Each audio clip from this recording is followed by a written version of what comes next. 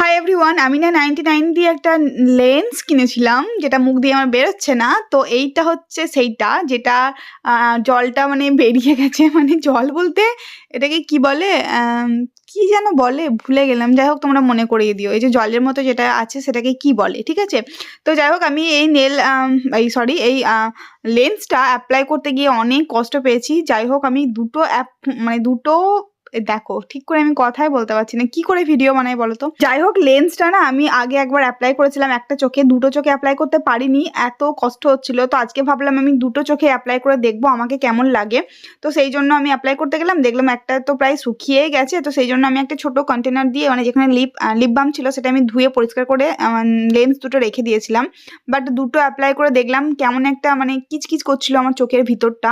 তো সেই জন্য ভয়ে আমি সঙ্গে সঙ্গে রিমুভ করে দিয়েছি, কোনো রিস্ক নিইনি। তোমরা বলো কেমন লাগছে আমাকে লেন্স পরে? এটাই আমার শেষ লেন্স পরা।